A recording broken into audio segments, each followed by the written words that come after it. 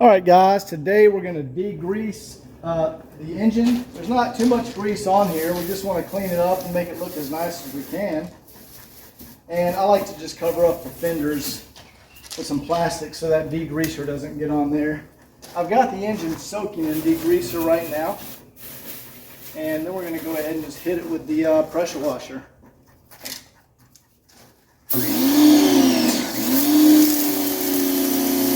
No! Get out of here!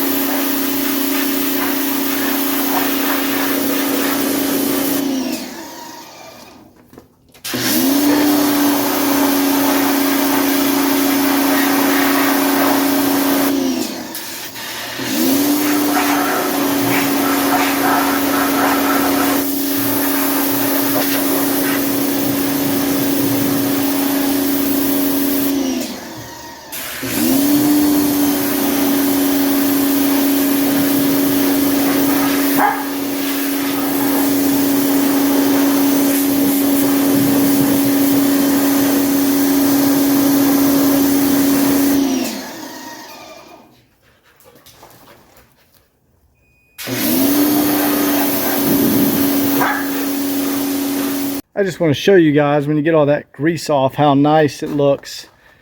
See, all the cadmium plating really comes out and shines. This one looks fantastic. And then at the front of the engine you can see we got cleaned up here real good on the in the water pump and vacuum pump area, and got the power steering pump. There's still a little bit of grime on there. It's not all going to come off. But that cadmium plating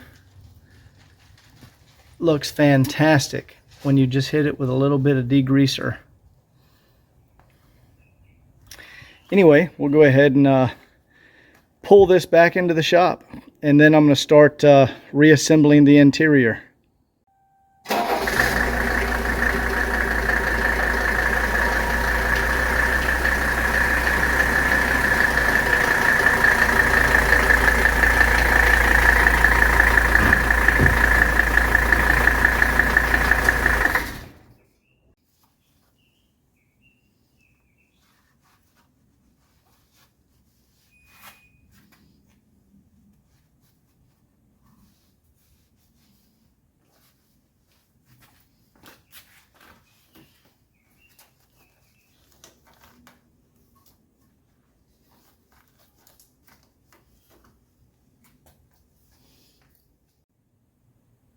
Here we go. Here's after the cleaning and degreasing. And you can see everything is just much brighter. Looks a lot better. And it also allows me to see if there's any connections that are undone in the engine compartment, or any work I need to do in the engine compartment. Lets me see things easier because everything's cleaned up. Looks really good. Got all that dust from the paint shop out of there.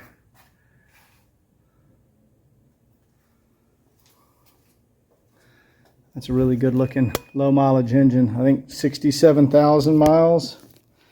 So now let's go over to the interior and start working on putting door panels back on.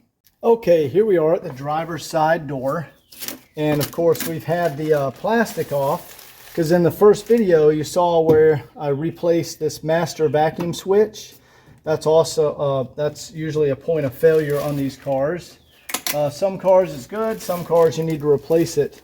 And also, let me roll down the window.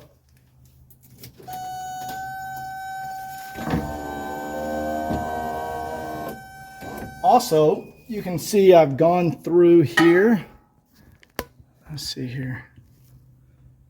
There we go. And I've re-lubricated all the window tracks. That's important to do. So this door has been serviced, and I did that on all the doors. So now it's time to replace the door panel. And it's important to put this plastic membrane back in here because it keeps any moisture that gets down inside the door, it keeps it from getting onto your door panel. And the stuff I use, lots of different stuff works. This is just a 3M Super 77. It's a multi-purpose adhesive. And I just go back over the factory, where the factory glue is.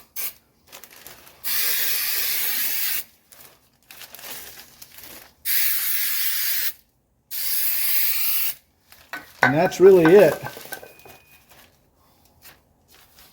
And this stuff sticks pretty quick. But what you want to make sure is all your holes line up. For example, here's the hole here for the armrest. So you want to make sure you get those in the right place. Let's get a little down here at the bottom.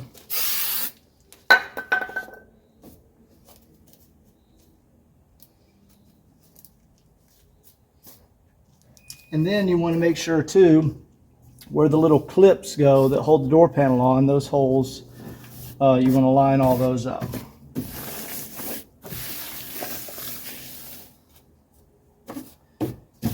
And that's it. That stuff, it almost dries immediately. It doesn't dry, I guess, but it sticks immediately. And that is good. So let's get the door panel for the driver's side door, and we're going to start to reassemble that. Okay, here's the door panel, and I'm just showing the back of the door panel. See the condition of this is almost like a cardboard backing plate. And you can see there is absolutely no water damage anywhere. This is in fantastic condition. And all the original clips, you can see along the bottom here, these little white clips, all those are still perfectly intact. So let's go ahead and get this guy installed back on here. So the first thing you want to do, so right here along the back side, there's this little metal rail. That rail slides behind this. There's also a rail up top here. So to make it a little easier, when assembling, I go ahead and screw on the little, what would you call it? The power lock cover that covers the rod right here. I go ahead and screw that on so it stays in the door.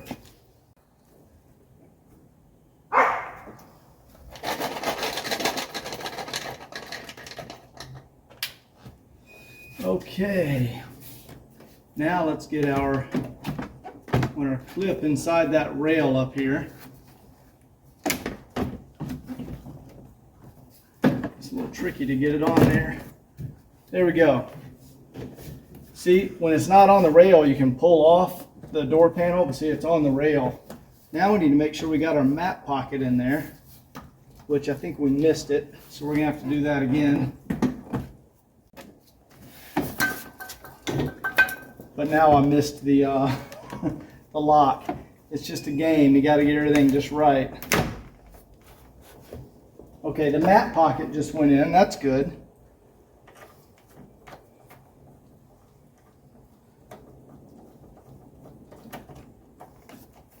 Now we got to get that top rail in place. Now the map pocket is not in there. Oh, there we go, got it.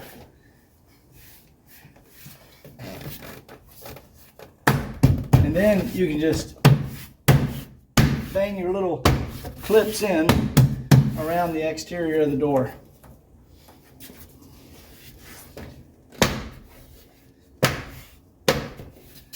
And there we go. That is secured back on there, including the map pocket. See, the map pocket holds it at the front. Now we want to get our armrests in here. And we'll go ahead and do our chrome trim piece. That's going to go there. That actually serves to to hold the door in place right here. This is what I like about 123s. All this stuff is metal. On the 124, it's all crappy plastic. I mean, this stuff, that's never going to break, you know. It's heavier and it's more expensive.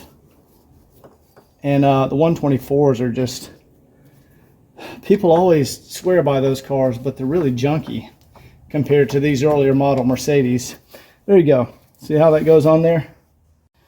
Okay, so on the driver's side, your armrest is only like that. It doesn't go all the way up. On the other passenger side, the armrest goes all the way up here. This is where it was important to line up the holes underneath there with your that plastic membrane, and that just makes it all that much easier to install these screws. All right, guys, there we go. So this is for our door handle. We'll put that around there. And this just takes a small screw right in the middle.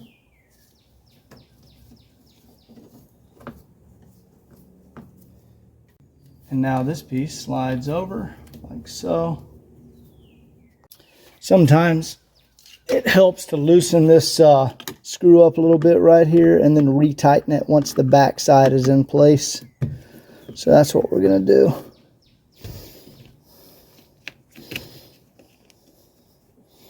There we go. Now that that back side's in place, we'll retighten our trim piece here. And then we'll just pop our front side in.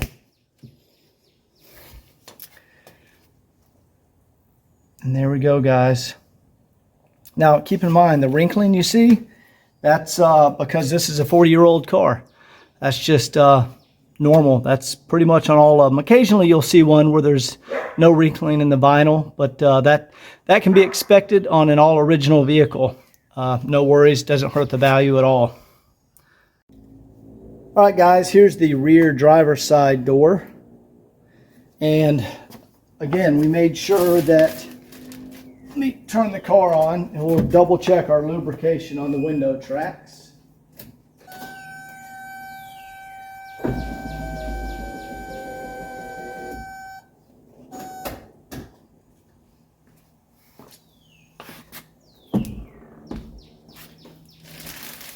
Okay, yep, you can see there's that Moly graphite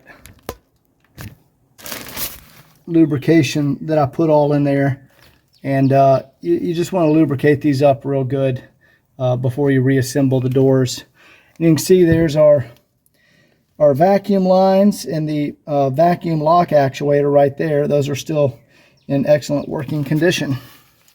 We're going to go ahead and put our adhesive on here, reattach our piece here. Now on the back door, you have to disconnect the switch because the switch goes through the actual door panel. So let's go ahead and spray some of this on here.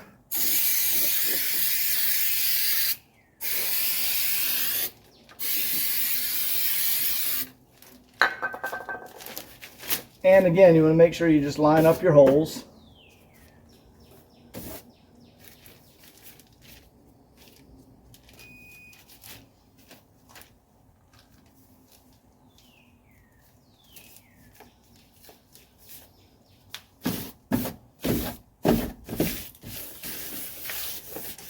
All right, let's get our door panel.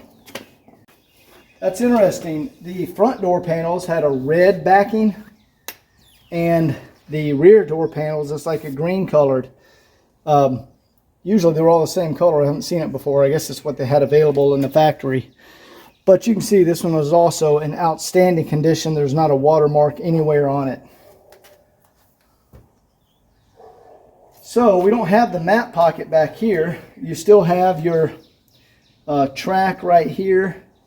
And since the back door is longer, or there's this separate window right here, See, you have a clip here. I know it's at the top of the frame, but you have a clip there, and the other one's actually still attached here to the door panel. These are installed with 2 clips. So I'm going to go ahead and pry this clip off. Here we go.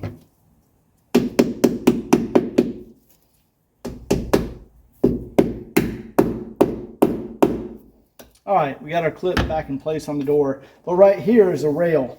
You want to install your window switch right here. All right, we got our window switch installed, and you want to plug in your window switch before you install the panel. All right, the window switch is installed. All right.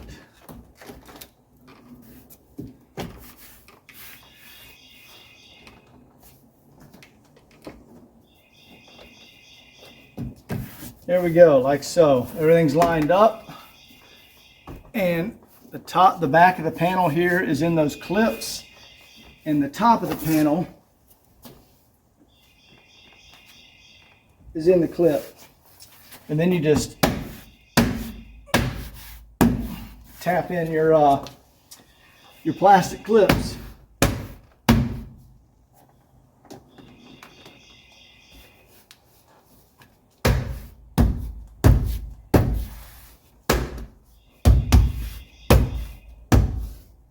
Through the back one here. Okay, so right here behind the handle, there we go. See if you guys can see that. See, there's a screw that goes right there, and that is not a sheet metal screw. And the way you install that, you've got to get this piece pulled away. There you go. See, like that. And this is actually a machine screw that goes in here, because going into the back of the door handle is aluminum, and there's basically it's an aluminum bracket in there that the door handle is attached to.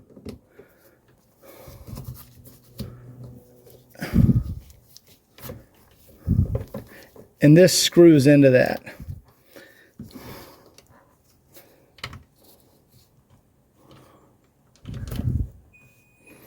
There we go.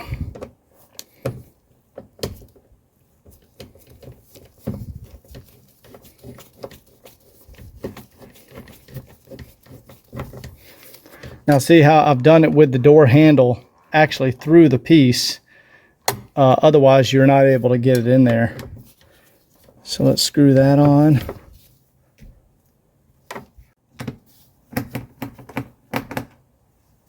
Because we needed just a little bit of extra leverage to pull it away to attach it.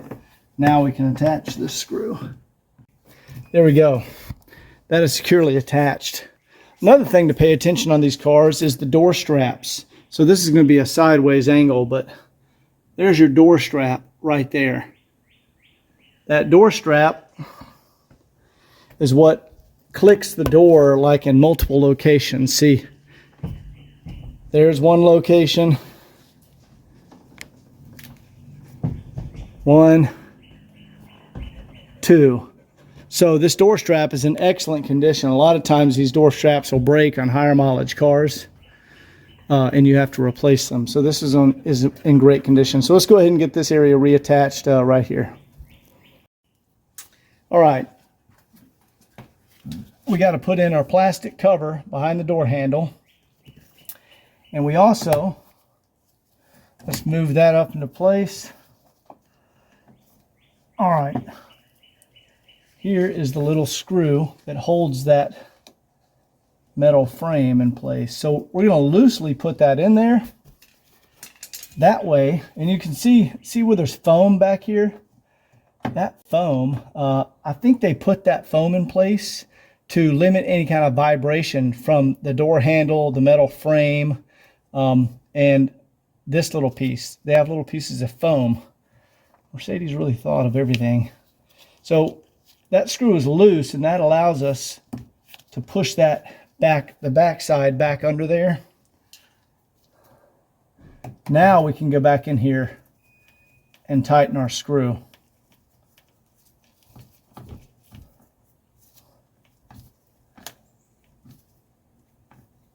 There we go. And then you just push the front in. It clips in with two little clips.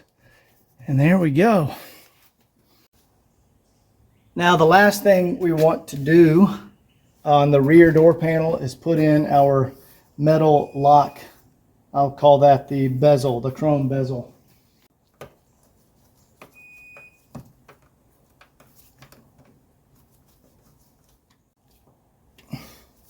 And guys, that is it's like a sort of countersunk screw. So often when you go look at a car, you'll see like a normal machine screw in there, and it looks funny because there's a little, you know, the head of the screw is sticking out, and you don't want the head of the screw sticking out. Original Mercedes is flush with the chrome trim piece. That's the way it's supposed to look. There we go. Now that's done. Let's go work on the other side.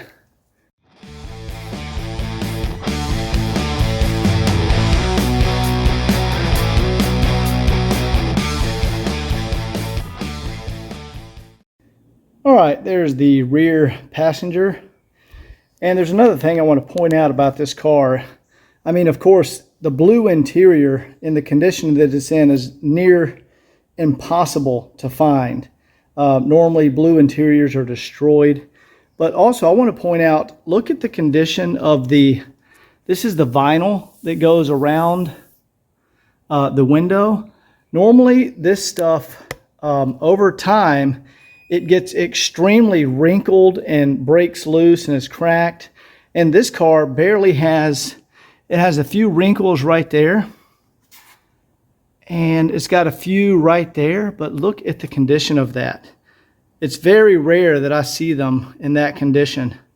Let's go look at the other side. Occasionally you'll see a unicorn car where there's no wrinkling at all. Yeah, look at this side. That one there is perfect. There you go. There's our unicorn. Here's our unicorn. It's got like, yeah, I don't even see a wrinkle on this side. Let's check the driver's door.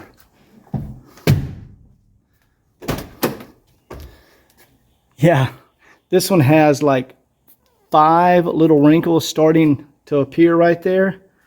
But look at that. So if this car is kept in the garage from, now on and not left out in the sun, that should stay like that because it's lasted that way for 40 years. And this is in incredible condition, so hopefully this is gonna be in the garage and not parked out in the sun. I mean, look at the blue dash. You never see an uncracked blue dash. This is the first car I've ever seen. This is the first car with a blue dash that has not been cracked. So that's pretty freaking awesome. So let's go ahead and let's get that last door panel on over there. There we go. Before we put this door panel on, again, look at that vinyl trim around the window. It is in perfect condition. You see there's a little split right there in the gasket. That's just about on every single car. They shrink with age, and it always splits in that spot. That is not a concern at all and will not affect anything. Please do not change the original gaskets, because these original gaskets, the doors shut nice, they fit perfect. That literally will not affect anything. So you want to make sure you don't put on new gaskets, because these gaskets here are in outstanding condition. The rubber is excellent condition. And with those original Mercedes gaskets that were put on from the factory, the doors shut amazing. And when you go changing those, the doors never shut right again. I mean, I guess they will over time once they wear in. But when you get an original gasket in the condition like this one's in, you want to make sure you leave it alone. That will not leak. It will not cause any problems. Some guys freak out when they see that. I would never change that gasket under any circumstance. So let's go ahead and get this door panel back on.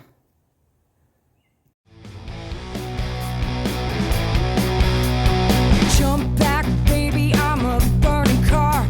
I'm a wet sack of Mondays in some lifeless bar. And down the road. All right, I just finished putting back the interior, and this is one of the nicest interiors that has come through the shop. Let me guys show you this. I also want to show you a few of the things I like about the 1982 models. I think 83 is like this too compared to other models. First thing, you get a real chrome antenna grommet, which doesn't rot and deteriorate like the 84, 85. The seat back nets, you also get a real metal frame. It's not that cheap plastic frame on the 83, 85, or on the 84, 85. But look at the condition of this interior. It's beautiful. These are actually mats. I haven't vacuumed, but the original carpets are underneath there. There is absolutely no fading. Look at this. Again, I haven't vacuumed or cleaned the interior. There's the original mats under there. That's just some, a little bit of, looks like some grass and dirt. I can easily vacuum that out. It'll be perfect. Look at that driver's seat. No fading at all. This is mint condition. Look at this dash. Incredible. I mean, it's got 67,000 miles, so that's why.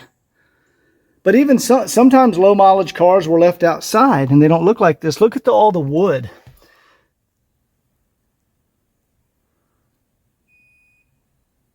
It's perfect.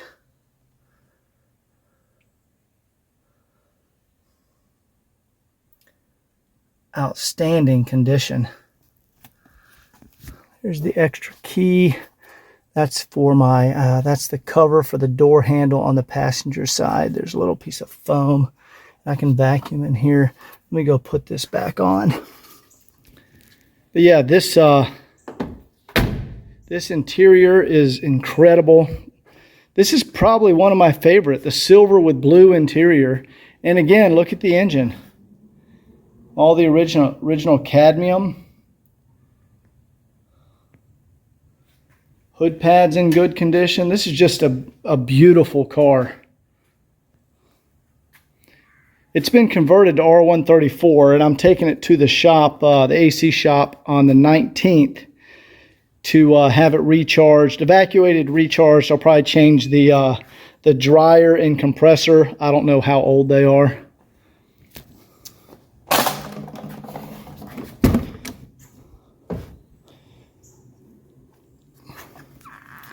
Yeah, there's where that little cover goes right there. That covers the screws for the door. I need to clean off some of that. See, there's a buffing compound that got on there. Just need to wipe that off with some cleaner.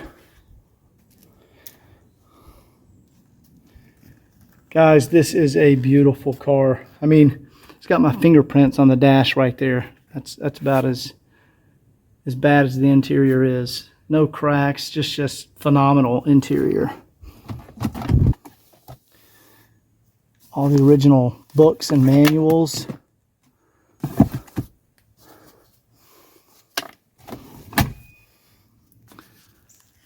I mean, the wood is immaculate. Is there even a crack on this anywhere? I mean, there's not one single crack. It's so rare that I get them like this with not one single crack. Anyway, I'm just kind of gawking over this car right now.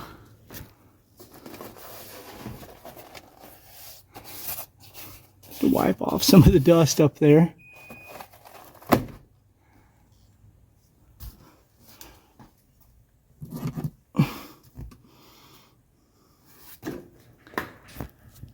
Anyway, beautiful car, guys. So I've got it all put together. I've got everything reassembled, and now I'm going to get it on the lift, redo the suspension, and what else do I need to do? I already did the vacuum master lock. I'll do an oil change, transmission flush, differential flush, power steering flush, check my filters. I already did the in-tank fuel sender. And so really, I'm down to just the service of the vehicle with all the fluids and changing the front suspension. I am literally days away. Anyway, stay tuned, like, subscribe, and please comment. I love all the comments. Give me a call, shoot me an email, whatever. We'll talk to you next time. Bye.